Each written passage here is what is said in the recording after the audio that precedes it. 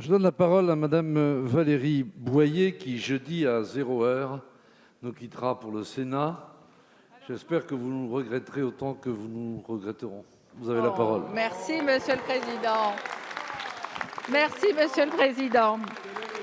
Pour votre élégance, effectivement, c'est ma dernière question. Et Monsieur le Premier ministre, mes chers collègues, je dois vous dire que je suis très émue. Émue car, effectivement, je quitterai l'hémicycle pour rejoindre le Sénat suite à l'élection de dimanche. Je veux de nouveau remercier les électeurs des Bouches-du-Rhône, ma famille politique de leur confiance, en particulier le président de groupe Damien Abad, et vous dire ma fierté de ces 13 années passées avec vous à l'Assemblée nationale et des combats menés ensemble. Je pense à la lutte contre l'extrême maigreur ou l'obésité, aux violences conjugales, à la naissance des IPG, et notamment avec le savon de Marseille, au respect de la dignité humaine. Et je dois vous dire que grâce aux Républicains, grâce au premier groupe d'opposition, nous avons renforcé la protection des victimes.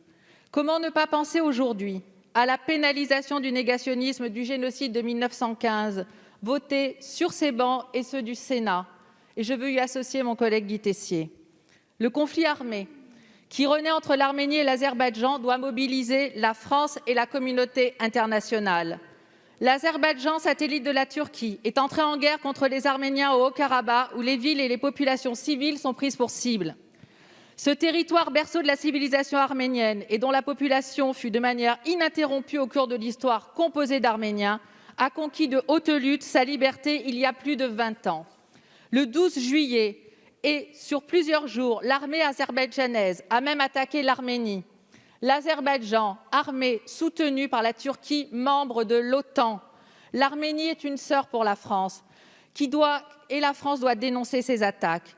Nous avons une responsabilité historique et universelle au regard du génocide de 1915. Comment la France est-elle concrètement mobilisée ? Comment rester neutre lorsque, depuis plusieurs jours, Erdogan avance, que les populations civiles sont attaquées, les femmes et les enfants ont été tués à Stepanakert, capitale du Haut-Karabakh. La neutralité ne saurait être un blanc-seing aux offensives turques et azéries qui n'ont qu'un seul objectif, l'éradication de la population arménienne, une nouvelle épuration technique, encore un génocide. Je vous remercie. Merci, Madame la députée. La parole est à Monsieur Franck Riester, ministre délégué auprès du ministre de l'Europe et des Affaires étrangères. Merci, Monsieur le Président, Mesdames et Messieurs les députés.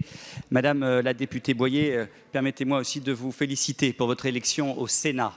Madame la députée, je comprends votre émotion, la situation au Haut-Karabakh. Effectivement, nous ne pouvons pas continuer d'accepter que ce conflit armé fasse des victimes civiles par dizaines actuellement et des centaines de blessés. Le président de la République et le ministre de l'Europe et des Affaires étrangères, comme je l'ai rappelé tout à l'heure, sont totalement mobilisés. Le président de la République, dès dimanche, a appelé le Premier ministre arménien, a appelé le président de l'Azerbaïdjan. Nous sommes avec nos coprésidents du groupe de Minsk, qui nous paraît être le bon instrument pour répondre à la crise, les États-Unis et la Russie, parce que nous savons bien que ce conflit, malheureusement, peut avoir des conséquences qui dépassent l'Arménie et qui dépassent l'Azerbaïdjan, mais aussi toute la région. Et donc, ce n'est qu'une réponse internationale forte qui nous permettra de sortir par le haut de cette crise.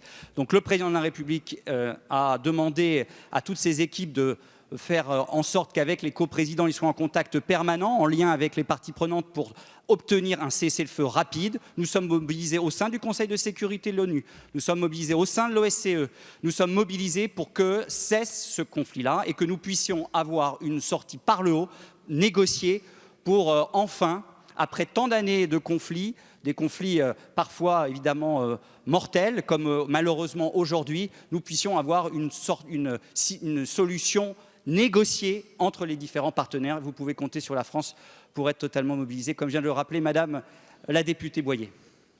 Merci, Monsieur le Ministre. La séance des